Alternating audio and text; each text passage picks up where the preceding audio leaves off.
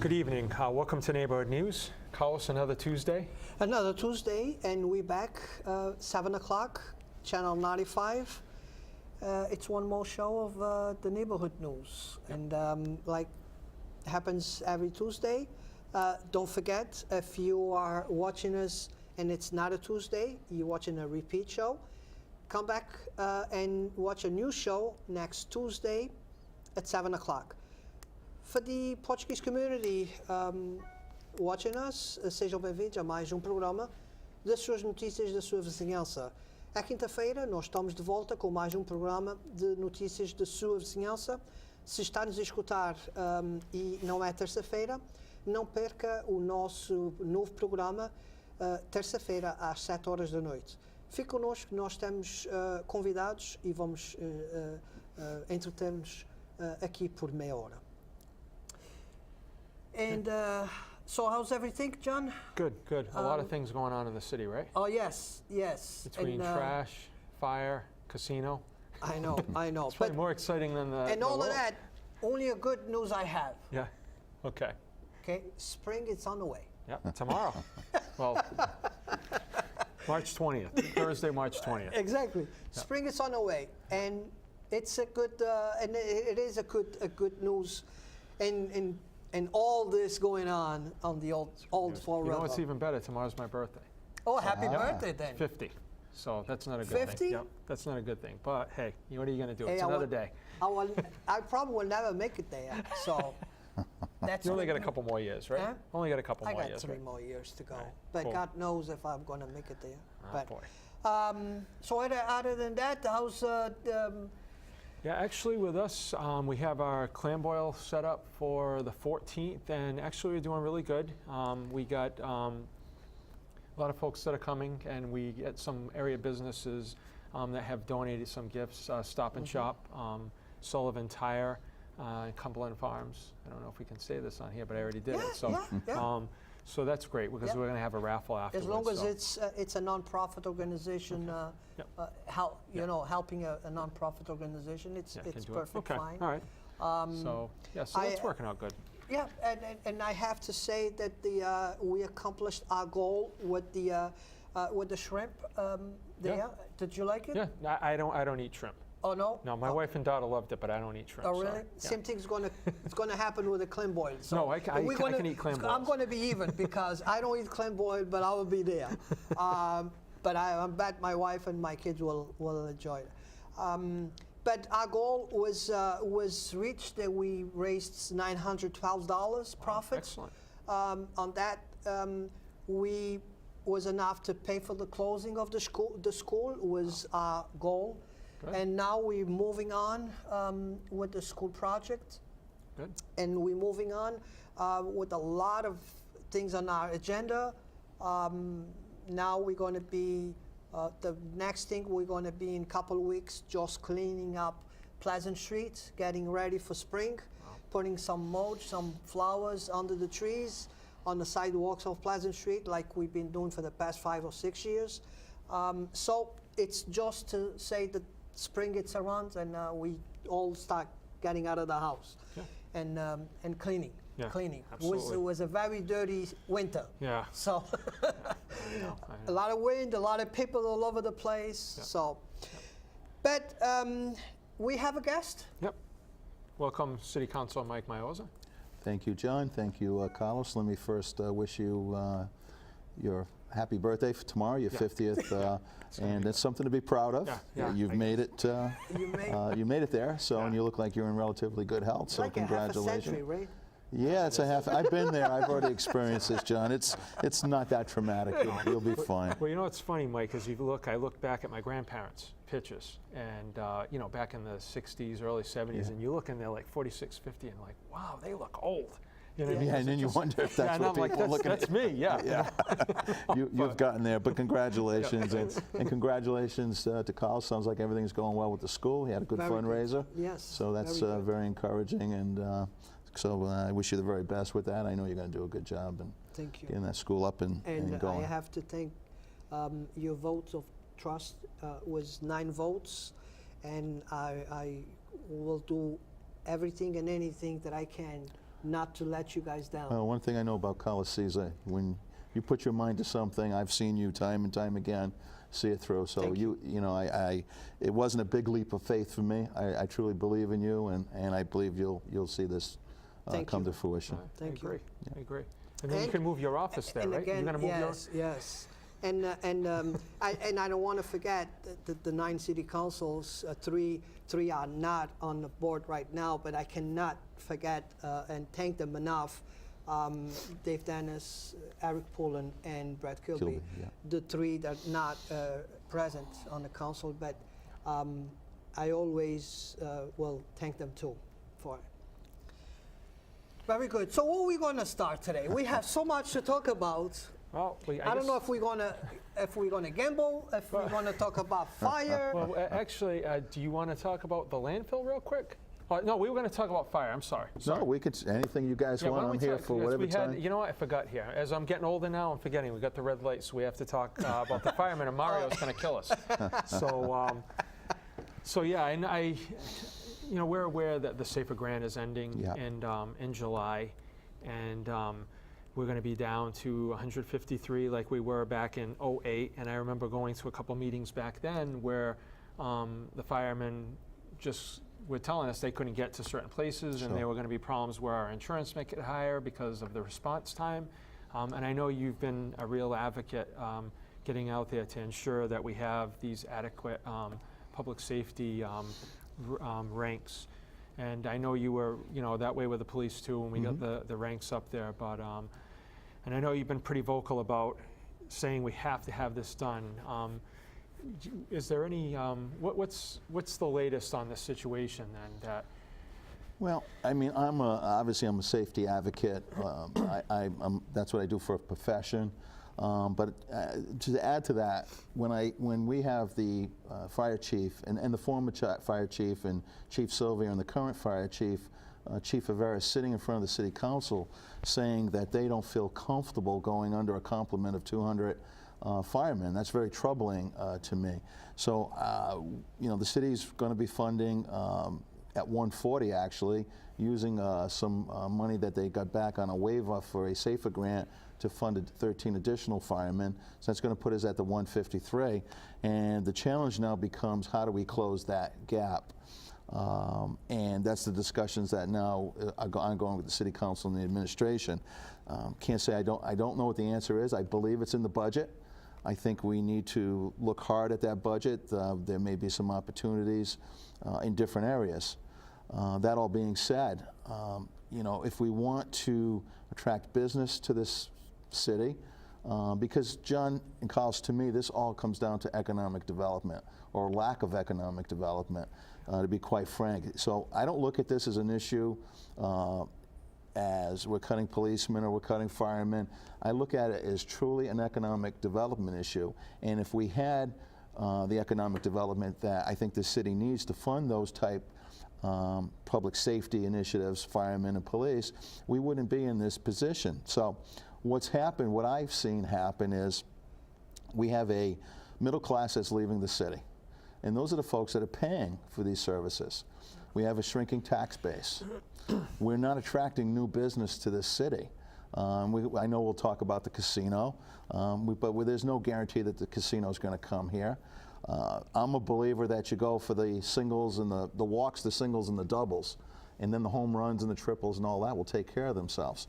So I would like to see a vision where we're bringing a lot of small business. I'll take 100, 200 small companies as opposed to one large Amazon that we may or may not get.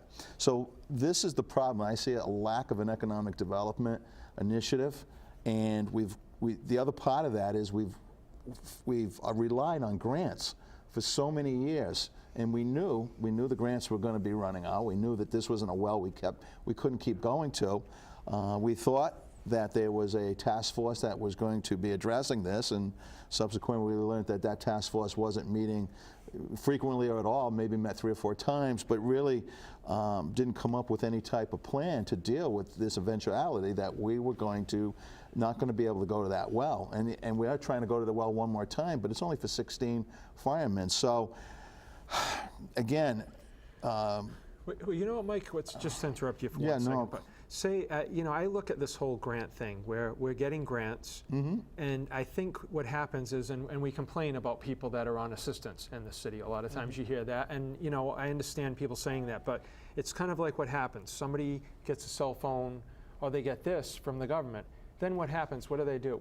They don't save the money, they spend it on something else. True, and I think that's what the city does. Yeah. We get these grants, and then basically we're spending money somewhere else where we should have been putting that money back in for the next year, I would have thought. And what's sad about this is I feel that all the burden's been being put on the fire department.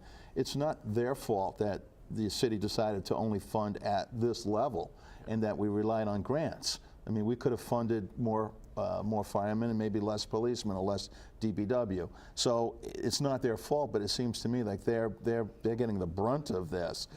So I mean, I think there needs to, I don't want to see anybody lose their jobs, but I think the pain needs to be distributed evenly amongst all departments in the city. I think we need to revisit that.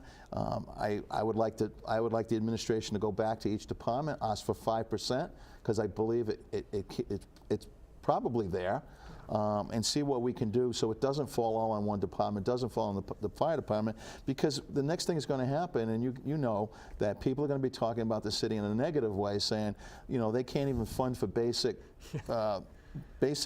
fundamentals. Yeah. And businesses are not going to want to come in here. Our insurance rates are going to increase because you know, we don't have adequate protection.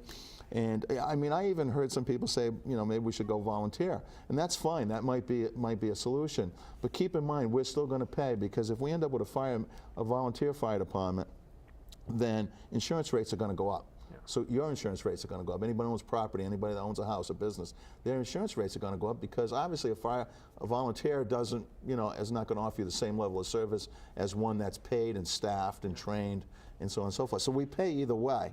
So I know that may be a solution to do, you know, some volunteer. But what's troubling to me is when I hear my professional, you know, when you hear a professional like the fire chief saying, listen, we'll cut, and we've cut. They went from 232 to 200, but we're not comfortable going under that 200. That's troubling to me. And so we need to figure out how we're going to fund our fire department at that 200 level. People are saying they don't want to see their taxes increased, they don't want to see the rates increased, they don't want to see fees increased. So it's a very, very challenging time, given not only that issue, we've got the landfill closing, we've got grants running out for the police department, you know, our tipping fees for the landfill, we're going to lose that, our host community fee for that. So everything is coming together all at one time. That being said, we knew this was coming. And again, proper planning prevents poor performance. And we're at the point now where we're going to need to figure this out. And I know I don't believe in being reactive to situations. I like to be proactive, knowing something's coming down. And as bad as it is, at least you make better decisions. Mm-hmm. You know, if that means we have to raise taxes, at least we could have told people 6 months ago. We've researched every way possible, and this is the only thing we can do to keep these services. Because I believe there's 3 things that you should fund first: police, fire, and DPW. Mm-hmm. Those are, to me, the 3 things that need to be funded first, and everything else comes after that. And if we're not going to be able to fund basic services, that's troubling. And we are very fast running out of time. Yes. The budget needs to be approved June. by July 1st. Yes, correct. It needs to be signed by July 1st. Yep.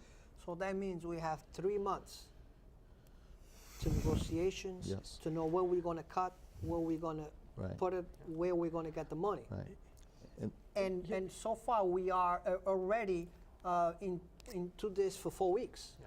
It's been 4 weeks since it was announced. Yeah.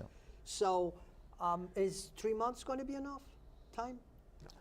Who knows? I mean, Carlos, the mayor has identified, has identified $10 million of gap right now. You know, and I think you saw that. It was in the paper today. It's various things. So, you know, he needs to submit a balanced budget to the council by June 1st. He's got some difficult decisions to make. We've got some difficult decisions to make. And look, there's only 2 ways you can balance your budget. You're going to increase revenue, and the only way to do that, well, there's 2 ways in my view to do that. You increase taxes, fees, or rates, or you attract new business, and you retain what you have, and you find a way to stop our young people from leaving our city, because we've got what they call that brain drain. You've heard that. We've got educated people going to our local schools who offer them a great education here at BCC, UMass Dartmouth, but they don't stay here. The opportunities are not here in the city for them. So maybe they move to Taunton, and then they go work up near the Boston area, or they're moving to other communities closer to Providence, let's say. So we've got to change what we're doing, and we've got to do it in a hurry, I believe, because what we're doing doesn't seem to be working. And if you keep doing the same thing, you keep getting the same result, and that's my thing. I want to see a new vision, something dynamic, and the council has proposed an idea to the administration to hire his own economic development director, somebody that's accountable to the mayor and to the city council, because right now the system that we have, nobody's accountable to the mayor. So if we don't have good performance, there's nobody to hold accountable for that. I think you need to invest in that, and I think the investment will in time hopefully prove out. We've got some exciting things coming to Florida. Tearing down that Route 79, the spaghetti ramps, is huge. The boulevard and what opportunities that brings on our waterfront. The potential of South Coast Rail coming here. So we have some great opportunities coming, and we need to capitalize, but I think we need to change the way we're currently doing business if we're going to capitalize on those things I just talked about. I think, and this is something I've said before, I think some of the problem sometimes are the people that all of us that live here, because we're always looking at a solution and just put something here, and it might be a detriment years down the road, but we're like, you know what, we're in an emergency situation, just do that and move on. And that to me, but you know how you were talking about, what has to be funded first, police, fire, DPW. I also would consider education, but I know we get a lot of that funding. But I wonder if folks would look at basically saying, these are the things that we have to fund fully, and then let's look at everything else. There's got to be something in all these offices that can be cut. I don't want anybody to lose their job. However, I mean, we got to fund police and fire. Like you said, people aren't going to want to come here. No. And right. Myself, I know with a multifamily, my insurance is over $2,500 a year. Yeah. So I mean, if you add on to that, it's just crazy. Right. So there's got to be some sort of solution, and I just wish, and you probably might have alluded to it, Mike, that if we knew these things were going on, why not put like $1 million away each year for like the trash when it closes? And this, at least put $2 or $3 million a year away that nothing could be touched, it can't be used for anything. But then again, it all goes back to we can't raise taxes every year, people get upset, and And I think that the council has a problem every July 1st is approving something. They don't even have time to look at it. And they complain about this every year. Why we don't have this 3 months in advance so we can take a close look at this? And this is going on for years. Yeah. And they have to sign it at the last minute. They have to sign it. You brought something up about that, Mike. Yeah, we've taken two things to answer your question, Carlos, and it's a good point. It is a very, very thick document to go through that budget in the period of time that we have to do it. So it's a good point, and you basically really can't go through it with a fine-tooth comb. Mm-hmm. Time doesn't permit. But two things. One, I think the reason we get it so late is we never know what the state funding is going to be. So the administration has to wait to the last possible minute to know what numbers they're going to include in the budget. But secondly, one of the things the council did do is we never got the enterprise budgets for sewer, water. We never received those before, EMS, and so, which was incredulous to me. And I put forward a resolution that went, the council passed and went to ordinance, and now we will be getting the enterprise budgets. I believe it's April 1st now. Okay. April or May 1st, I forget exact date. It was in April, I think. I think it's April 1st, so we'll be getting very shortly. So that at least give us a snapshot earlier than what we were getting it before. So that will help give us an opportunity to at least look at that piece of the budget. And even at that, the administrator warned us that, it's still kind of early. There may still need to be some tweaks, but I think it's going to help to what you speak to. Mm-hmm. I've called for an independent audit of our budget. I'd like to, both on the school side and the city side, to really understand where the money's going, because people ask a lot of times, and it's hard to explain. So I think an independent audit coming in, whether it be, I don't even think a state audit, well, the state audit or just an independent firm that comes in that has no vested interest in the city and goes through everything, so we really get a good handle as to where our money's going, because people say things, will we are increasing our taxes and our fees and our rates. Where's this money going? St. Anne's Hospital went from from a nonprofit now to a pub. We're getting money. Where did that money go? Because that's like $1 million, right? I think it could be $1 million plus. I'm not exactly so. It's a good number. Where did that money go? So there's questions that to that. But you're right. It is challenging looking at it within. This will be my third budget now, and sometimes you tend to focus in on one area because it is this year I'll be looking at the school side of it a little more. Yeah, I mean, it has to be. You cannot be really going through the whole. Yeah, to paper, notice everything. You're right. You got to really look at it. I do have the budget for the last 3 years. Yeah. I like to look at it. Yeah. Okay, and it is something there that you cannot go down to the penny. No. No. You can't. No, you can't. It's some departments there that you can. But you look at those numbers, you see, wow, 15 million, 10 million. Yeah, that's true. And they divided for some stuff. Yeah. But yeah, well, it's overtime it's and all these other it's things. Impossible. And you got to remember, the council only approves the budget up and down. We can't, not approve this, that, certain line items. Exactly. We it's all or nothing. Yeah. So it's that's challenging in itself too. That's what I think. The council gets stuck is if it's even something that they don't agree or they want more information on. Now the whole budget's going to have to put in hold just to find out that piece that they want to know more about. I think that would be a good thing, though, for the city council and the administration to work first and say, look, this is what it's going to be before it even goes to you guys, and just take a look. You guys have any suggestions? I think that would be a better. Yeah, I mean, I would say the mayor has included us in past years. Met with groups of 3 to kind of look over the budget, look at what we're looking for. I mean, last year we wanted the 5 policemen.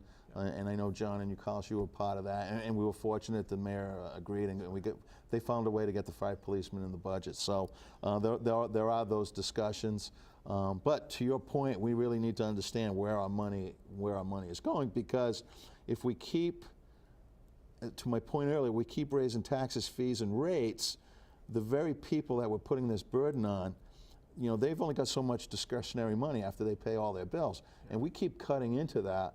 The same people that we want to support our local restaurants, instead of going out once a month to eat, now they can't afford to do that anymore. Now they go out every 2 months. And that poor businessman, we're not supporting those folks. I'm using a restaurant for an example because we've got a lot of good restaurants that open in our city, but we need to be able to support them. We can't keep taking their discretionary money because now the businesses are going to be hurt, and then we get money from them. So if they're closing their doors, and we may get tax revenue for personal property, whatever they pay for the real estate. So, it becomes a vicious circle. So my big thing is to bring new business into this city, bring vibrant business, keep our young people in here, and increase that tax base, because it's just shrinking. And this is what's happening. So when you have a shrinking tax base and you rely on grants because you cannot sustain a budget, these positions we need to find a way to make them sustainable. And until we do that, we're either going to have a fire department that is going to be less staffed than needs to be, and that's not going to hurt us. That's going to hurt us in the long run in terms of drawing business to the city, having people feel comfortable. Because what are people going to talk about? They're going to talk about how unsafe our city is, especially a city like Fall River that's tightly, we're densely populated. We have these old mills. We have 40 square miles. I mean, it's a large city. So we have some challenges when you talk about a fire. Our fire department isn't, New Bedford, I believe, has a lot less land mass than we do. And so we have a unique community when you look at it from a fire perspective. No, I agree. And to your point with the whole economic development portion, what kind of scares me a little bit is when we do bring companies in like Sam's Club, which would be out in the suburbs normally. It's not doing well. I mean, I've been a member since it opened there.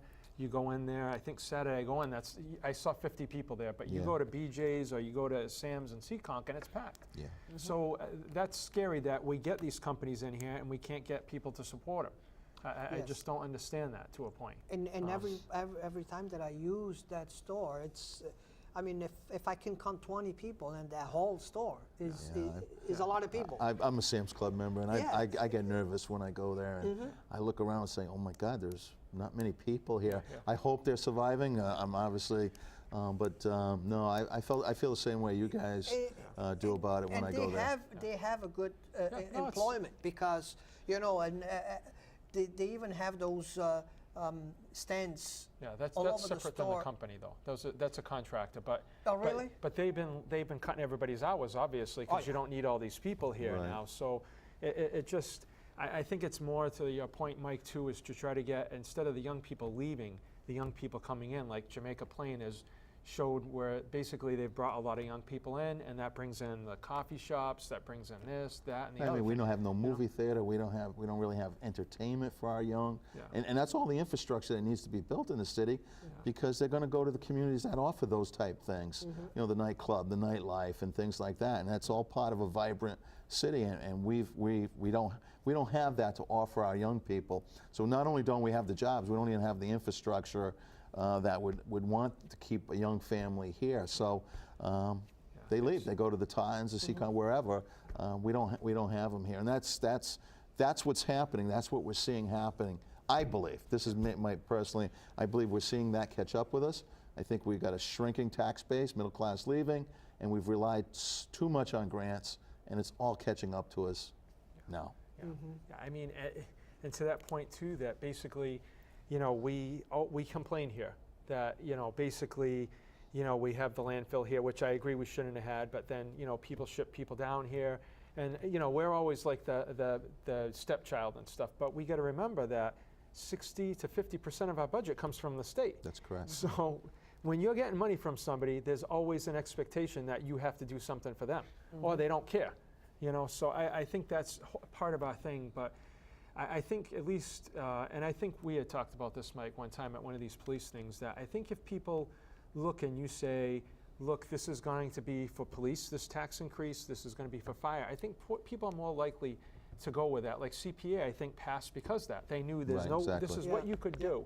Because it's a shame that, I think this should be something that the city council should be able to look at. Every time someone's hired through that HR department, it needs to go through the council so they can see, because nobody knows how many people are really working there and what are their roles. Is someone that's just a courier? Do we need, and I'm just saying, I don't know if this is, but do we have 5 couriers? We only need 1 that could go to help us, a fireman? Yeah. So I just wish that's something that the administration would pass through you guys. So maybe somebody could say, hey, there's maybe another way we could do this instead of hiring this person.